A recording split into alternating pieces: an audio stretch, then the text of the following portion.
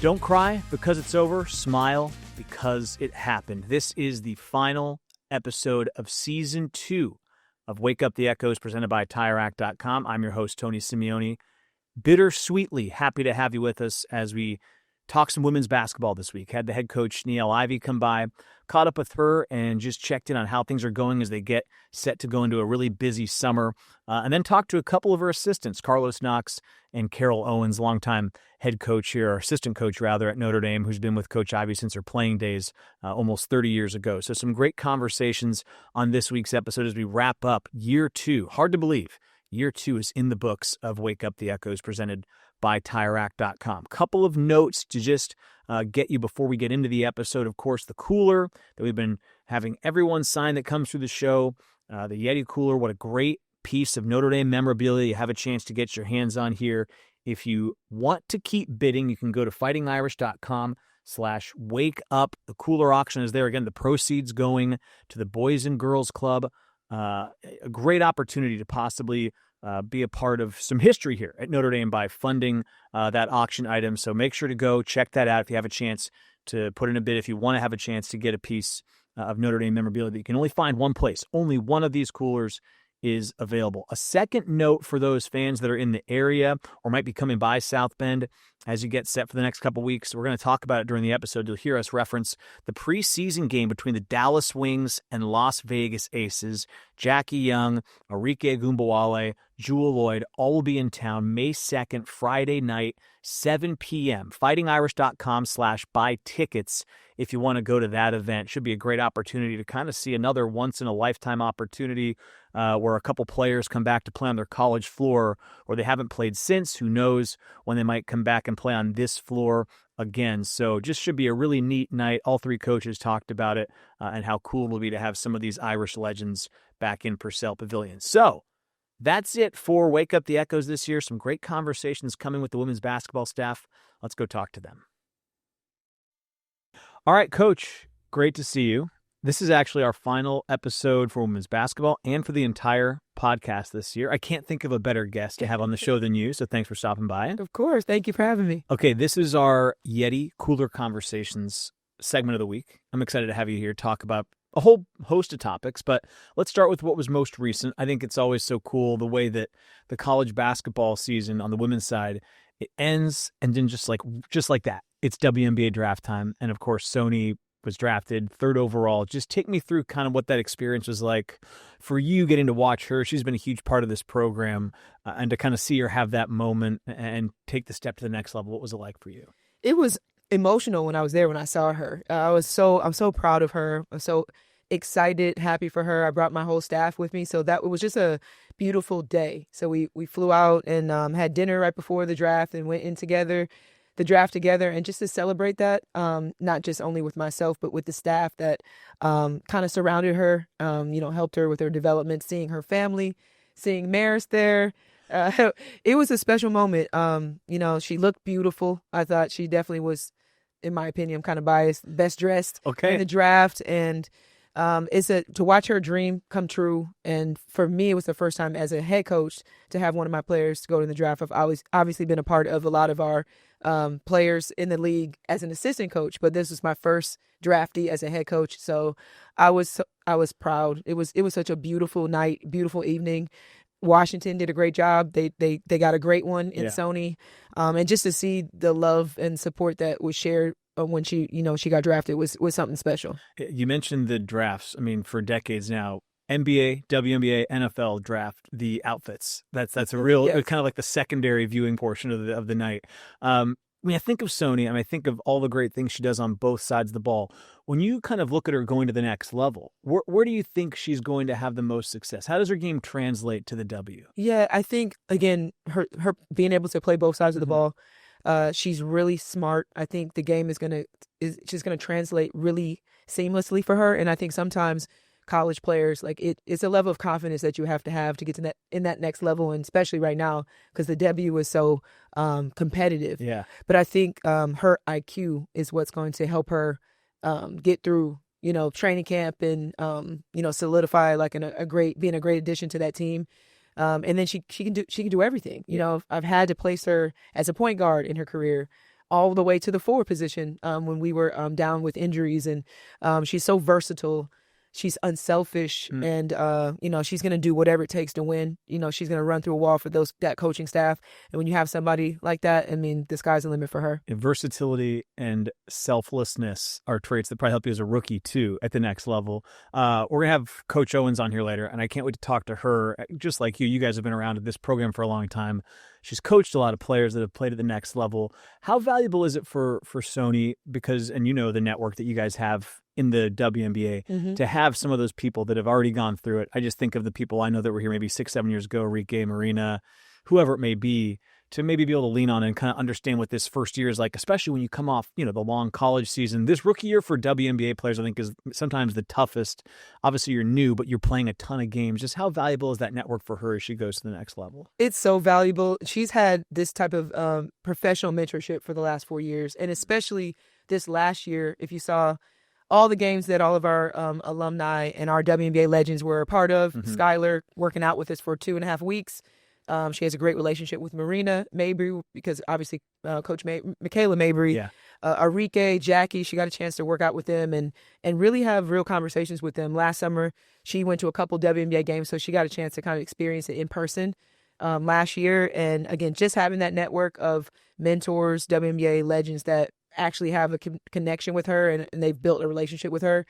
She's just been a sponge, asking a lot of questions, and they've given her incredible advice that's going to help her as she, goes through training camp in this summer. Okay, so WNBA season's coming up, and I think we talked about this last time, but now it's pretty close. I think less than 2 weeks away. We're going to have the preseason game here. Aces and Wings. I think Enrique, Jewel, and Jackie will all be here. So just what's the hype kind of building now around the program, around campus? How are you feeling as you get close to getting them back on campus and getting a chance to play in this building again? So excited. I'm excited that the South Bend community can have another opportunity to watch their alum on the floor. And I spoke to Enrique a couple weeks ago, and she's so excited just to be in Purcell Pavilion again. Yeah. So I can't wait to be in the arena again. Like, she loved playing here. So just giving this South Bend community the opportunity to support our alum, but also support the W, support women's sports. And it's something that I think has only happened one other time. Yeah. I think it was myself and Ruth. We came back. We were both playing for the Detroit Shock and played the Fever a long time ago. A long, long time ago. We didn't have, it's probably going to be hopefully it's a sold out game. Yeah. But it's going to be a special. They're very excited to be back. And I'm just, again, excited to bring the professional brand back to Notre Dame and for our alum to get a chance to be on this arena floor one more time. When they come back, can they be around this team and be at practice? And can you guys get together with them? How does that work? How can you guys interact with them throughout the week while they're here? Yeah, I think they're only coming in Thursday evening. Okay. Unfortunately, I'll get a chance to go to dinner with either some of the players, and our players are going to be at the game. So probably just that for the players, because then they're finishing with finals and things like that. But I think just being in the building, my team is going to be able to soak up that energy of watching that next level and knowing that it's so tangible for them to be a part of that. So they get a chance to really be inspired by this, both teams and coaches. I'm excited to be able to talk to Coach Hammond. You know what I'm saying? And I'm just really, really excited for the Dallas Wings staff, and just again for myself to be inspired by them and soak up some knowledge while I'm getting a chance to support our players. Yeah, I think you're right. I think about being one of those players in the locker room. You're right. It's right there. You can touch it when it's right in front of you. It'll be neat to see. Let's flip forward to maybe looking towards next year. This I always think of around campus. It starts to feel like a slow time around the campus. I know, like you said, people are getting ready for finals and starting to think about maybe summer vacation. But I know for basketball staffs, it's actually sometimes the busiest time, or one of the busiest times, at least in the off season. What does your summer look like, kind of starting from now, going through the time we get back on campus in the fall? What are you guys focused on to make sure you're ready to go when the next season rolls around? Yeah, well, just bringing the team back together. Everybody getting a chance to have a little break. It's a lot of recruiting, so we'll be busy. There's they've added a couple evaluation periods in May and June, and we have one this upcoming weekend. So we'll be busy with recruiting. Then I really believe in work-life balance for my staff. So I'm forcing everybody to take a break, get a chance to go on vacation, get some rest, because it's been a long, long season. So then we're going to reconvene and get back together in the summertime, like midsummer. I think around the second week of June. And then we have like a 5 to 6 week summer access session of just working out with the team. And, and yeah, and then just excited for, building this new team, and excited to we will by that time be ready to get back in the gym, get back to work. I mentioned that we're going to have 2 assistants on the show today. Yes. I'm more familiar with CO from the year I spent when you were in Memphis. I was doing the road games, so I know CO a little bit. But I think back to when I was looking up her bio again today. She's worked here in a couple of different stints, but for so many years. And she's, to me, seems like one of the most, I don't know, key cogs, important parts of this entire program. You have a great relationship with her, I know. Just, before I get to talk to her, I want to ask you, just what has she meant to this program from your standpoint? How valuable has she been to your development as an assistant and now as the head coach here? Yeah, I think she's one of our strongest pillars in this program. She's been a part of all 9 Final Fours, was the recruiting coordinator in '96 when I was being recruited. So she's been a piece of the success of Coach McGraw's, legacy. And also, she was a big piece of, me creating my own staff, making sure that I had, that right person that was going to help me, as far as like with her wisdom and her guidance and her experience. But she's been a big key, like you say, what did you call it? Key cog? Yes, so good word, new word. Okay. Big piece of this program's success for a very, very long time. And, I'm blessed that, she's still in this.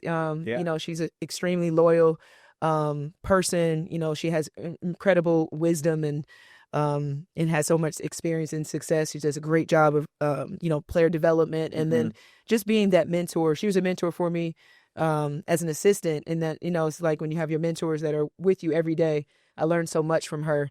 So I credit a lot of my success to her. She's been a big piece of my life in such a positive way. So I'm super grateful, that she's still here helping us, and just a big piece of our success, like I said. Okay, and then Coach Knox, I was looking him up and kind of some of his playing numbers. I'm going to ask him about some of this. He'll probably tell you. He will? Maybe I won't ask him and see if he just brings it up. Probably have highlights on his phone. I looked it up, and I'll bring it up, make sure it's accurate. 32 points per game. One year he was at, I'm assuming his final year at IUPUI. Does it help to have that much of a bucket getter on your staff? How does that work when you have someone filled it up in his day? Oh yeah, it's nice having a different voice. Somebody from a different experience, and being a part of. He's been part of the NBA, part of the WNBA. So he brings a wealth of professional knowledge, to our team, and then just the experience that he had as having such incredible success as a player. Yeah. All those things matter when you're connecting with players and mentoring and coaching them. So he's been a really great addition to our staff. Someone that I've known for 2 decades, and he's just come right in and has really been awesome with the player development, and just, again, bringing a different voice, a different perspective to our program. I'm super grateful for him as well. Okay, last one I have before I say farewell for this year, and we'll start thinking about next year, but it is kind of about looking into the future, and I know it's a long way off, but as you think about next season, you guys have accomplished so much here over the last few years, but as you start to kind of turn the page and think about you're going into the summer, what are you most excited about as you get set for next year? What invigorates you for 2025? I can't believe I'm saying it. 2025, 2026, as we continue to feel like we're aging faster than we should be here. Yeah, well, I feel like every year is kind of like it's a new team, it's a new energy, and it's a blank canvas. And I'm really excited to be able to, create a masterpiece for next season, just having new pieces, new additions, and just even the players that we're bringing in right now, they're so motivated. I know we used hungry a couple years ago. They're just they want to win. They want to be a part of something special, and they know that that's something that we're going to build. So I'm really excited for just having that blank canvas and being able to create something really special, because we are, and I'm really grateful for the returning players, the core players that are coming back, and they're really excited. So that for me is the biggest part, is like, when you're trying to figure out the team and figure out what type of identity that we're going to have. I'm excited to. It'll feel different. It will feel different, but I'm actually excited for that. So blank canvas, masterpiece. I like some of the words I heard. Yeah, gets me excited as hearing about it. All right, Coach, great to see you. Enjoy the W preseason game in a couple weeks. Enjoy that time off whenever you get. Enjoy Prague. And then I'll see you, I think, sometime in the fall. I'm looking forward to it. Thank you. Thank you for your support all season. Yes. You guys are so fun to watch. Thanks for coming by. And we'll take a quick break. Thank you. Okay, Carlos Knox, welcome to Wake Up the Echoes. First time having you on the set. Glad to have you here. We're actually going to start with a little icebreaker. Okay. You see that wheel right there? Mm-hmm. This is our Spinning Your Wheel segment. It's presented by TireRack.com. I'm going to have you spin that wheel and see what game we play. All right. You got to spin a little harder. Okay. Just wanted to make sure I didn't break it. Yeah. Look at that. Look at that. You got it. That's the game we're going to play. This or that. This or that. Okay. So these are 5 questions. Okay. Pretty straightforward. This or that. I'm going to ask you a this or that question and have you explain your answer. Okay. Pretty straightforward, but they're good questions. Perfect. Okay, here we go. Number 1. Would you rather, or this or that? I always go with would you rather. I don't know why. Be a legendary coach or a legendary player? Legendary player. Okay, that was quick. Why is that? I love the game. I grew up on the game. I fell in love at a very young age, and it's no feeling like playing basketball for me. Would you say that a great coach is much more reliant on its players than vice versa? Absolutely. Yeah. You have to. And I think that's pretty much what my decision is that. Okay. You know, I have to come in and wonder what you're going to do when personally I know what I'll do as a player. Okay. I like that. All right. Okay. This or that. Win a close game or blow the other team out? Blow the other team out. Okay, why is that? Preparation, determination with the team. You prepare all week, all month for a team, and you love to see everything that you do come together. Mm-hmm. So that means you're playing at a high level. Everybody is understanding the game plan, and that's the result when you blow somebody out. Okay, I can tell I'm talking to a coach though, because you know that if you go in, you prepare the right way, you will beat them by 20. Yes. Right. But now I'm going to ask you to go back to that mindset you had where you want to be a player. Mm-hmm. Okay. Wouldn't you rather hit a buzzer beater than just blow them out by 30? Like when you think about that moment, wouldn't you rather have that or no? I think the moment is great. Okay. But the stress getting up to the moment is unnecessary. See, you sound like a coach now. Yeah, you're a coach. But as a player, if you're dominant and you feel good about, your skills and some of the things that you bring to the table, I mean, you feel unstoppable. So yeah, if you can get in a situation where you dominate your opponent and get up. They're subbing you out in the 4th. Yeah. Mission accomplished. I like that. Okay. All right. Okay. We've asked this one before. Okay. And I think I know where you're going, but we'll see. Would you rather have a shoe named after you or have an award named after you?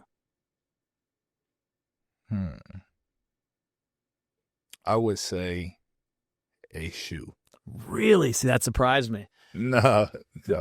I'll say an award. There you Seriously, go. I would. Think about it. The Heisman, the Wooden Award. Yeah. Is it the Nancy Lieberman Award? The Nancy Lieberman Award. Mm-hmm. Any of these trophies, the Lombardi Trophy. Yeah. All due respect to, KD's a great player and he has a shoe, but there's something about the awards that it's more timeless. It's an amazing piece of hardware. It's an award, right? See, I was relating it to the world of recruiting and today's kid, and you have your shoe, that may make you want to come to my school because you have on my shoe. But as an award, I think that'll be more. I don't know. It'll feel better because your determination and what you've put into the game, and what you've given to the game will really allow them to understand, what their hard work represents. I think of Steph Curry. Yeah. I think of the Currys. That's a great accomplishment. He should be proud of it. Mm-hmm. But if they named the College Basketball of the Year award after Steph Curry, I think that'd be even better. That's where I'd come down on that. That would. Okay. Okay. Take the game-winning shot or assist on the game-winning shot. Take the game-winning shot. Yeah. You sound like somebody that averaged 32 points a game.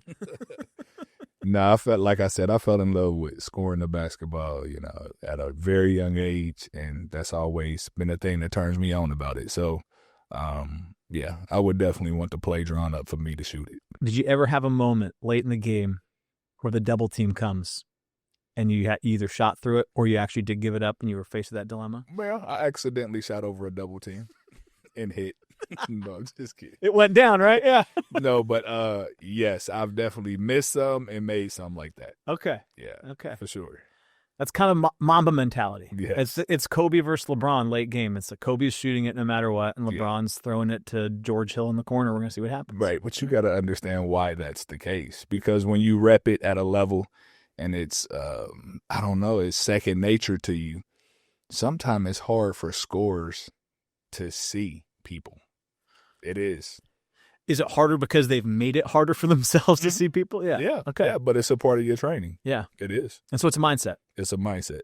Now, I wouldn't suggest this to players to try to get into that mindset. Yeah. Though what I'm saying is when you rep it at a level for so long and your focus is dominance, when you look at the Mike Jordans, you look at the Kobe's, LeBron is a little different because he's more of a distributor. But a different mindset. Yeah. But to your point, and I'm sure Kobe would argue this, him shooting over a double team, he probably would have said, that's better than me throwing it to Devin George. Yeah. Well, and it might have been the case. So he's making the case that me shooting over a double team, that's our best chance to win. Absolutely. Okay. And one thing he left out is he's probably going to make it.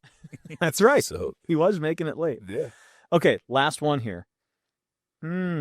Be part of an experienced veteran team or a young, energetic team. And I'm coaching or playing? I'm gonna ask this as a coach. As a coach, I would say experienced veteran when it comes to wins and losses. Mm-hmm. Now, if I had a younger team and, I don't know, we were developing and we had the benefit of the doubt of winning games, then I would go with the younger just to have that experience as, teaching, developing, getting you into a space where you need to be in the future. Mm-hmm. But if I had to just pick, I would definitely take the experienced veteran team. Yeah, easier to kind of implement things. They can pick things up quicker. They can be a little bit more advanced. But that young team, you can kind of see them grow in real time. Right? Yeah, for sure. Those are the different facets of coaching. Okay, so I want to kind of dive into then what your mentality is every day you go in and work with this group and these players, because I know you've been really instrumental in kind of helping them develop in their time here, and with your playing background, your coaching background, just as you go into work every day, what's kind of your mindset as you try to help this group of players make the most of their college career and then in a lot of their cases get to the next level? Well, first, I think it's a mixture of things. Number one, getting here and understanding the dynamics of the staff, knowing my role and working for such an instrumental staff is it's been paramount for me. I mean, once I got here and really seen exactly what they've put their hard work, blood, sweat, and tears into, it was easy for me to just hop right in and kind of go with the flow. And I think after talking to Coach Ivey about coming in and joining, I just felt like that was one of the biggest pieces for me to come in and see it. So they give me full reign to be me and do whatever I need to do based on my experience and some of the things that I've accomplished and been a part of. Now you talk about the type of players that we're recruiting. These are high-level players that are coming into Notre Dame and the Notre Dame brand. So, they're already there, so to speak. Sure. I was at University of North Texas and Cincinnati on the college basketball scene, and it's a little different recruiting. Sure. Your top 50, top 25 players. It's been very good to work with people that are that skilled and semi-developed. All right, so my mentality is coming in and giving them the professional feel and understanding what it takes to get to that next level. Yeah. And it really starts with practice. It makes it easy for me to develop a plan for each player that I work with, because that's the biggest thing. The issue is making sure that you have a plan and a schedule every single day, being consistent and understanding what it takes to get to that next level. Okay, so here's my follow-up. Yeah. Give me an example of what a plan looks like or what a day looks like for a player you're trying to develop. I don't need the specifics on who, but I'm your athlete, and how are you helping me get better? Like, what is a day that you're scheduling so I have a plan so I know that this day, this week, this month, if I follow your schedule, I'm improving at the end of that time? So it's funny because it's two answers to that. Okay. If you're talking about a professional player, which I was in the W, yeah, you have all day. So you can actually devise a plan. But in college, you have school, you have limited hours that you're working with. So I do a lot of this stuff around our coaching staff, like some of the plans that we provide. Okay. So, but if I'm working with an individual, let's take Maddie Westfield, I want to make sure that she's at practice 15, 20 minutes before so that we can get some good footwork stuff. We can get some of her just catch and shoot type activity so she can be ready for what we're going to do in practice that day. Yes. And then before that, we'll have a slot where we watch film, whether it's practice or the games before or even the games after. Sometime I'll show her WNBA film, and not just her, like any player that I individual. Yeah. If I look at you and I say, hey, you have some tendencies of this particular WNBA player, then I'll clip some things up and we'll watch it. But then I also give them options and alternatives outside of the game, maybe swimming, maybe riding your bike, just different things that can help them stay in tip-top conditioning without putting so much pound on their bodies. Yeah. So with someone like Maddie, who's an example, who's been a co-host on this show, good friend of the show, is that the kind of thing, especially when you get here, you see her, and you effectively look at her and almost diagnose, here are your strengths, here are the weaknesses I see, here's the comps, and here's my, prescription for how we're going to improve you so you do, and she did, get to the next level. Is that kind of how that goes? Absolutely. Okay. Absolutely. The first thing you want to look at is, her goals. What is it that you're trying to accomplish? You're trying to be XYZ player in the WNBA. This is what it's going to take, and this is how you're going to have to go about it. And then you have to add in the part of what is your role on our team. Like this year, Maddie played a lot of the five. Yeah.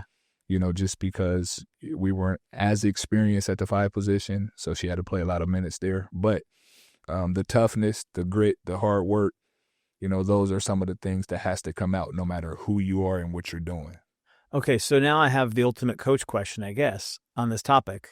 This is my brain is just spinning right now. So I think about someone like Maddie or anybody on this team this year, and the goal was obviously go as far as you can go. We're always trying to play for a national championship here. But for her, I'm sure she has individual goals, and she achieved some of them by getting there. But how do you marry somebody's individual goals? I want to improve on this, this, and this so that the next level sees that I can play there while also keeping that in the team goal of staying within the bounds of doing what's best for the team. Because sometimes can't those things be somewhat at odds? Absolutely. How do you do that as a coach? I'll tell you, one of the things that needs to happen, and you'll hear coaches talk about this, is culture and meshing. Okay. I always try to teach my players our players how to communicate at a high level, communicate at a professional level. And that's the biggest thing. When you walk in a gym, game recognize game. It does. You understand exactly who can do what by the way they walk, by the way they talk. And obviously once they get rolling with whatever they bring to the table, then you can kind of see it. So my players, I want you always to communicate at a high level, coming to other players and allowing them to see what you bring to the table. So I can go out right now and play 3-on-3, 4-on-4 with 3 guys that I've never met in life. Okay. And we can run the table. If you understand the basics of basketball, because I do, I'm saying I can get that type of sense and feel into a team. So I like to put that in our players. Like I talked to Leah King about that. Obviously she was selected 28 to LA, but I talked to her about walking in there and owning your space, understanding people can get it confused sometimes with arrogance, but it's really extreme confidence. Yeah. And you have to have that. Because it's not just for your coaching staff or the fans. It's for the players that you're playing with. I have to know that you're confident. I have to know that you feel a certain way about your abilities. And if that's not the case, then it's questioned. I mean, but if it is, you can see an extreme amount of success in the future. So how did you do that when you were playing? I want to talk about your playing days a little bit because I read the numbers. Are you still the all-time leading scorer at IUPUI? The last time I checked, yes. Okay. over 2,500 points, I think. 32. Was that your senior year? 32 was my senior year. Senior year? Yeah. How do you get to 32 a game? Tell me about your game. Okay, so I was listening to a podcast and I heard Chris Paul say this. Okay. He said, reps remove doubt.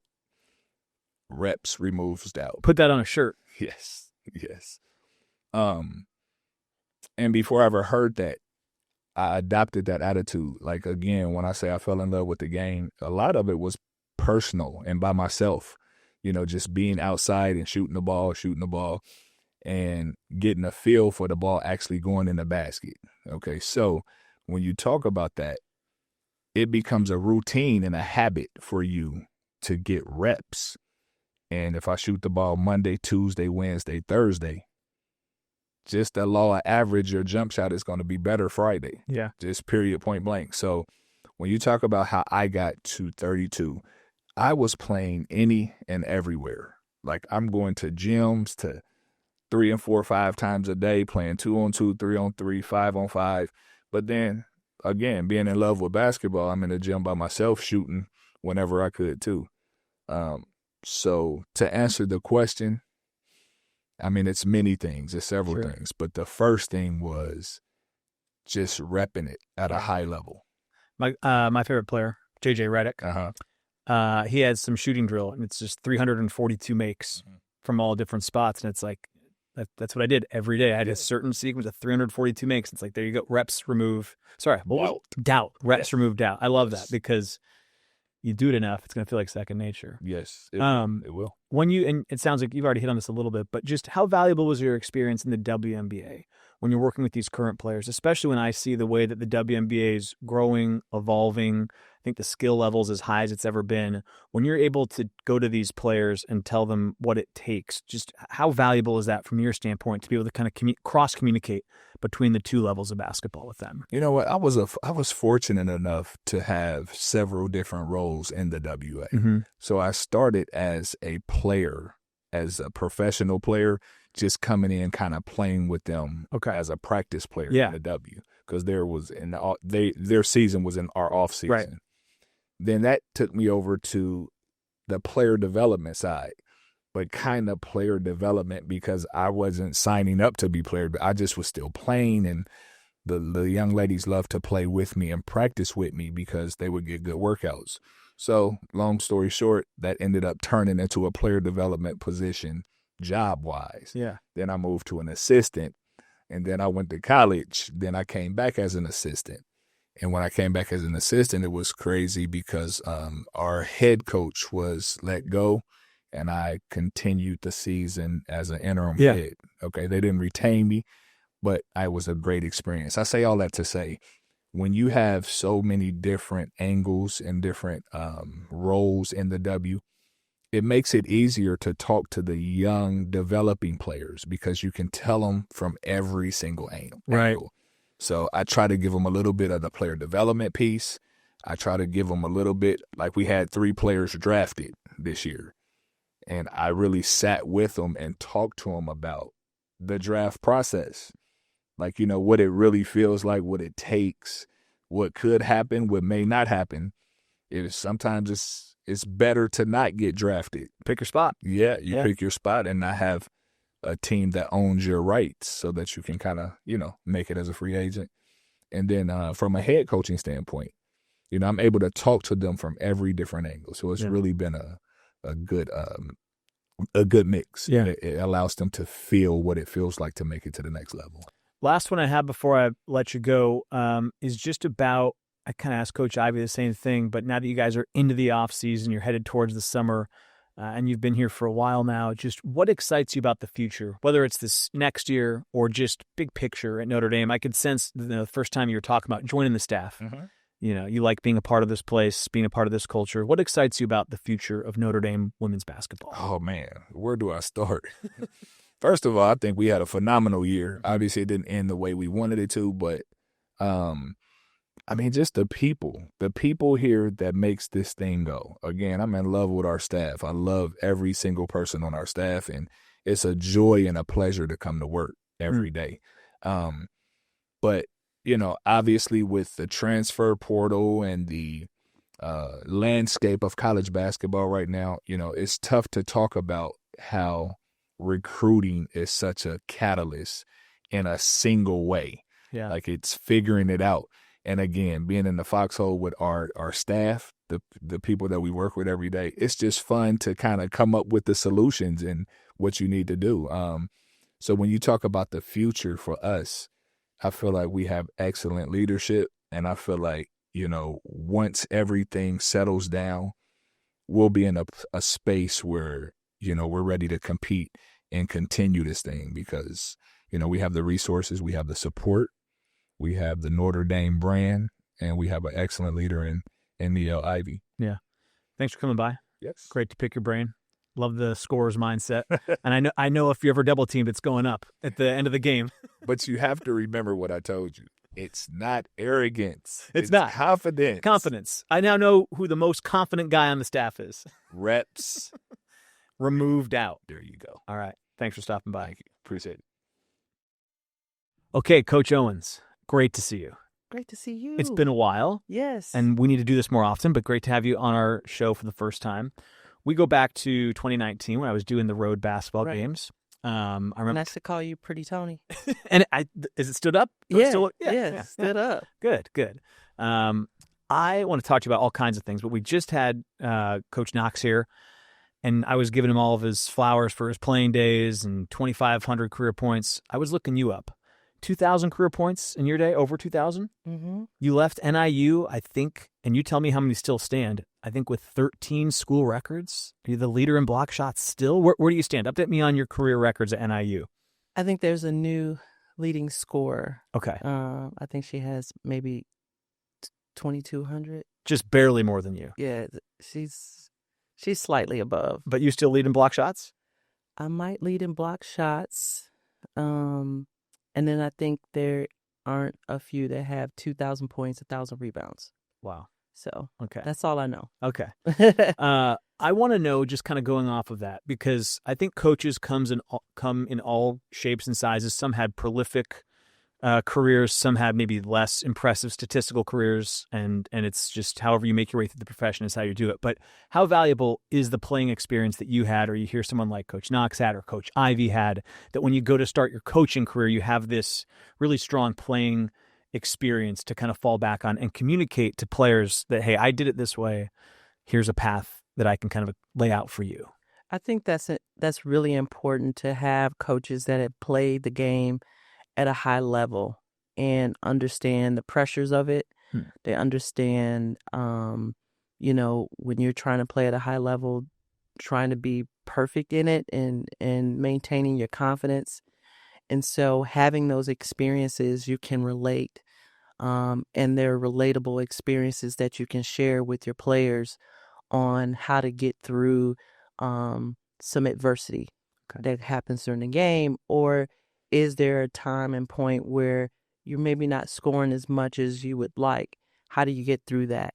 And I know that Coach Knox talked about reps, relieves doubt and removes doubt. But, we just get back in the gym, and it's like you got to get back in the gym, and you can't ponder over certain things and say, from my experience, this is how I dealt with it. Yeah. Now they're up to taking that advice or not, but it's good to kind of understand and be empathetic to the players and what they're thinking, what they're feeling. How much of coaching is that understanding, like you said, maybe empathy-based, or just knowing how to communicate with a player more so than teaching, especially when you get to this level? Obviously, you want to help people improve, and you guys have helped so many players improve. We just talked about the development from this level to the pro level. But I get the sense, just hearing you talk right there, so much of your job is someone's having this kind of day. Could be a really good day, could be a day where they're not performing their best. I need to communicate with them to help them get the most out of this day, no matter what kind of day they're going through. Is that a thing you guys really focus on? Yeah, absolutely. The game is mental just as much as it is physical. And confidence is a big thing in women's basketball, from my experience, and coming in and letting them understand that you're going to make mistakes. You're going to, we talk about shots, and they're like, I didn't shoot well, whatever. And it's like, we just need you to make half of them. You know what I mean? If you take 10 shots and if you make half of them, that's 50% from the field, and that's pretty good. Yeah. And so relieving those pressures off of them and, instilling and empowering them and giving them confidence that they can do it. They can perform at the level that they, aspire to be, to perform at. So I was talking to Coach Ivey, and she was talking about you being on this staff when she was a player here, which is a while ago. I didn't mean to make us all sit in reality like that. It was a while ago. There was a street in between the Joyce Center and the stadium. That's when I came. There was a whole street. Okay. So a while ago. Can you take me back to that time? We'll call it 1996, when you were starting out here and you knew a young Niele Ivey, and just like what goes through your mind when you think of the 30 years ago at Notre Dame and what it was like? Oh, wow. 30 years ago, when I came, that was my first assignment, was to get Niele Ivey. And I remember I had it wasn't a mobile phone. It was a phone that you plugged up in the car. Old school car phone. Old school car phone. Yeah. While I was on the road, trying to get a hold of Niele, and finally got her on the phone because she was always out playing. She was at the Boys and Girls Club. It's like Coach Knox. She just has to play. Got to hoop. Yep. And so finally got her, and I, stayed on that phone and talked. She was fairly quiet. She laughed a lot. She was fairly quiet, but, the relationship that I had with Coach Ivey at such a young age, at 16, and then actually coming here on a visit, and that's when she really opened up, when she saw this could be my home, and could be, the space, and I know the coaches are going to take care of me, was kind of, to me, the start of what is now, Notre Dame women's basketball. What level of pride then do you take in seeing her in the position she's in now? Because I think about that, I'm like, gosh, if that relationship doesn't develop, we're not sitting where we are right now with her as the head coach and taking over for Coach McGraw and all the amazing success she had before she was the head coach, and now what she's doing here. Just like when you zoom out and think like, wow, this is now kind of a 30-year story of her at Notre Dame, and now you're working with her. Just, I don't know, that seems like an incredible thing to just sometimes sit back and reflect upon. Yeah, it is. And we knew when she came as a freshman, she was going to be a very special player. Now, she was sidelined early on with a knee injury. And, she had to sit out, the rest of the year and kind of watch us, be in our first Final Four, which was awesome. And so she kind of had something to look forward to. And she was always our hardest worker.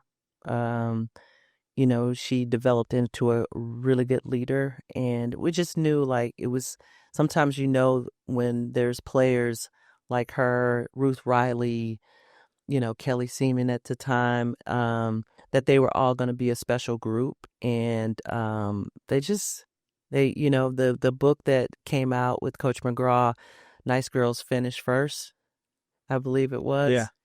Niele was a big part of that, and they was just such great kids that we didn't have to worry about them, really. Yeah.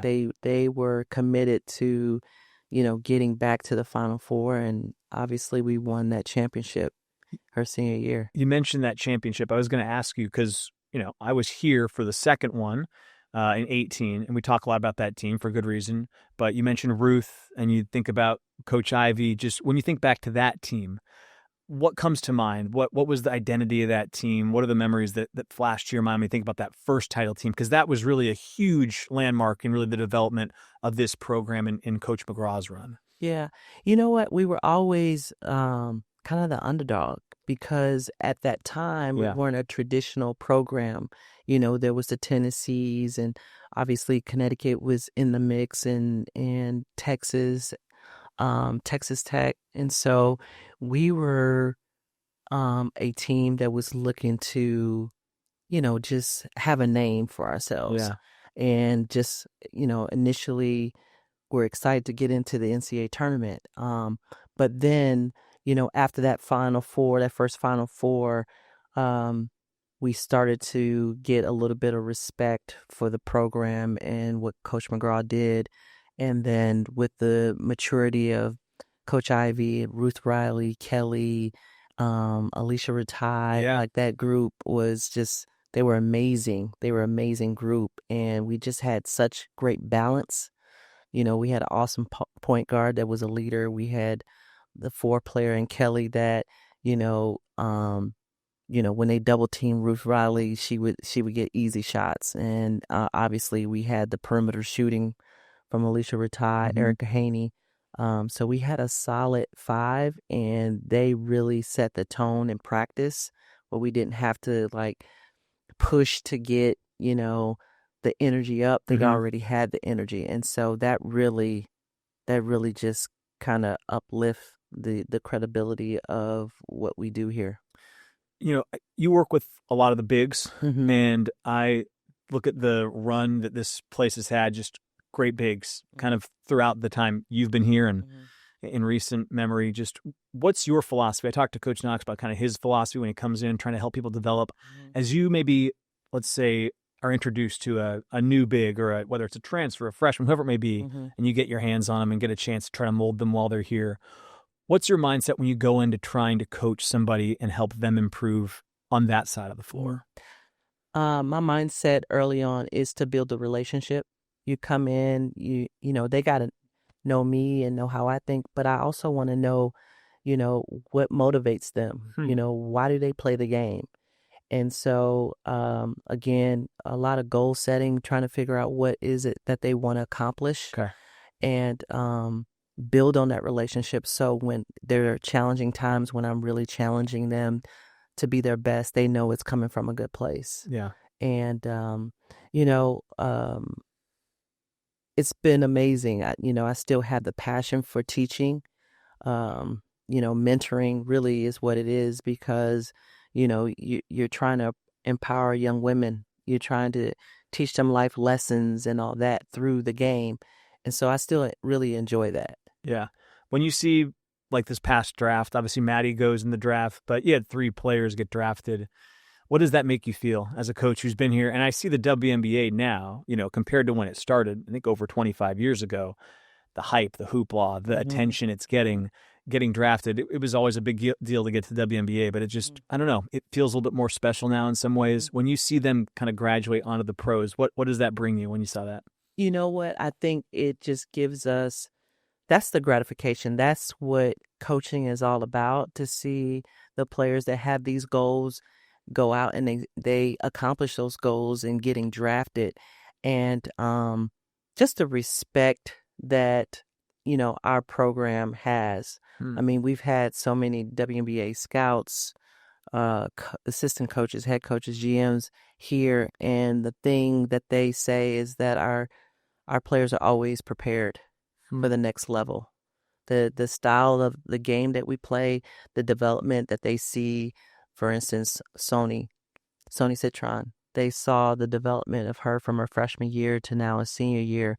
And so that comes with a lot of respect. So when we speak on a kid, if they're inquiring, they really take our word for it and know that they're going to be developed and they're going to be prepared. And I think that's the great thing about that night when their names are called. And it's like, man, it just, you accomplished so much. Yeah. And this is your reward.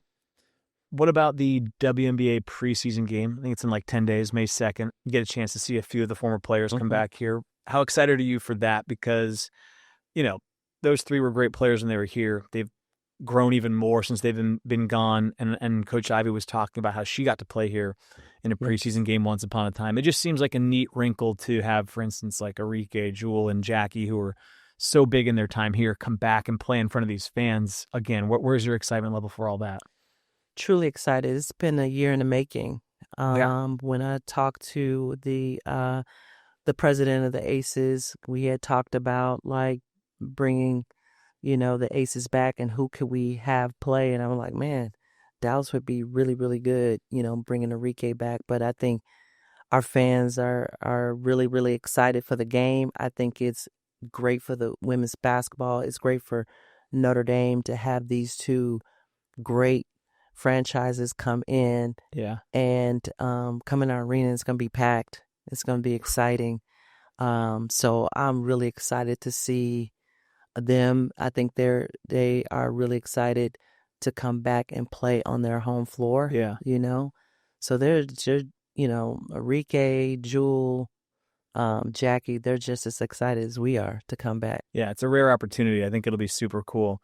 I think about Enrique, and I think about 2018 when she puts the shot up. I can't believe it's 7 years ago, by the way, Right. which makes me feel old. 7 years. It feels like yesterday. Like when she puts that shot up, did you think it's going down, or are you thinking, all right, overtime, let's figure this out? Which one? Let's talk about the buzzer beater to win the national championship. The UConn one, she put that up. I thought, I was like, okay, she has something here. But the one to win it all, I'm just like, every time I rewatch it, I'm like, I can't even believe she got the shot off, really. I mean, it's such a difficult shot. Did you think it was going down? You know what? We had drew up a play, and that didn't happen. Almost didn't get it in, yeah. We almost didn't get it in. But the thing of, when you talk about leadership, is it looks different in certain instances. And they spoke with each other like, if we can't get the ball in here, Enrique's like, I'm coming to get it. I'm going to get open. Just be patient. And that's what happened. She got it. And as she dribbled and the ball went up, and I was like, that's going in. So you did, okay. It's I remember saying like, that is going in and hit that. So, she is such a clutch player. She's one of the most dynamic guards in the world. Yeah. And to win in that fashion was amazing because we were coming back. We were down at halftime and we were coming back, and to win at that fashion was like incredible. I haven't done it in a while. I think I need to do it. I'm going to probably do it after we leave here today. The things that stick out from that season to me. Okay, I'm going to throw them at you here in rapid fire. The Tennessee game at home, down maybe 22, something like that. Her and Marina, just one of the most amazing performances to win that game. Then the UConn game, again, an amazing game. UConn was very good that year. She hits the big three. And then I always think back, there was still a second left, and Katie Lou gets a shot from like 15 feet. Defensive breakdown. What happens there? How does she get that shot? Well, first of all, we were up 5 with 21 seconds left in regulation. Yeah. And everything we said not to do, they did. And so we go into overtime, and I'm like, oh, my goodness. This is only fitting. This is great for the fans, but it's terrifying for us. And then we just managed it well. And so we tied, I think it was 89. 89, yeah. Tied at 89 and, get the ball in Enrique's hands, because a year prior we were playing, I believe it was Stanford to go to the Final Four. That's right. The baseline inbound. Yeah. Yeah. And missed that shot. And I think, Enrique works hard and she thinks about that. And so going into this year, she was just confident of, I want to take that shot. Yeah. So it didn't matter who was guarding her. Oh, that game was crazy. And then, I'll have to go back and watch it again, but the title game, there's a lot of chaos before that final 3 seconds that somehow, okay, we're tied and Enrique has a chance, but like, you just think as a coach, I'm sure you think about this all the time, the margin is so slim. One play here, one play there, and the storybook ending, we might not even get that shot from Enrique. So it's just amazing what it takes to get to that point, and then you get a chance and someone got to hit the big shot. Right. It's crazy. It's exactly right. And, how many opportunities do you get to make a shot like that? And we had 2 in a row. Yeah. For her to make that shot. And man, she gets to be on Dancing with the Stars and on Ellen, that's what you get for making that shot. But the key is that she's still making those types of shots in the W. And everybody knows she's a bucket. Yeah. So I'm so excited to see them come. I'm really excited. I can't wait to see her back on the floor. Okay, last one I have, just because I think you're a great person to ask about this, and I want to know what you think about now that it's been about 30 years since you came here. Just as you reflect about this program, your time here, what has Notre Dame meant to you in your career? Notre Dame is meant to me as family. It's home for me. I left and I came back. Yeah. And the people are truly what make this university great And I've seen a lot of architectural changes, structural changes to campus and all that. But what remains is the people here. They generally care about, not only the players, but us as coaches, and they're very supportive. And so this is I never get tired of walking across campus and the feel that it is. It's a spiritual thing around here. Yeah. And it's about, love and loving people. And so this is the thing that I'll carry until I retire about Notre Dame. It's such a special place. Coach, thanks for coming by. It's great to see you. Great Good to to talk see to you too. Yeah. Yes. And I hope you enjoy one of those vacations that Coach Ivey was talking about, and some downtime in the summer before you head back. Absolutely, I will. Okay. I will. All right. I'll ask you about it in the fall. Okay. Tell me how it goes. All right. That does it for our final episode of Wake Up the Echoes, presented by TireRack.com. Season 2 is in the books. Thanks for tuning in all season long. We can't wait to talk to you in the fall when we start Season 3. A few more notes. Again, remember that basketball game, Aces versus Wings, May 2nd, 7 p.m., fightingirish.com/buy tickets if you want to attend. And then also the cooler being auctioned off. All the proceeds go to the Boys and Girls Club of Northern Indiana Corridor, fightingirish.com/wake up, and you can put in your bid. The bidding ends May 15th. So you've got a few weeks left to figure out if you want to make a bid on this cooler, but I think it's one of the coolest things we've done, no pun intended, in my time here hosting this show. Season 2 in the books. We'll talk to you in the fall for Season 3 of Wake Up the Echoes, presented by TireRack.com.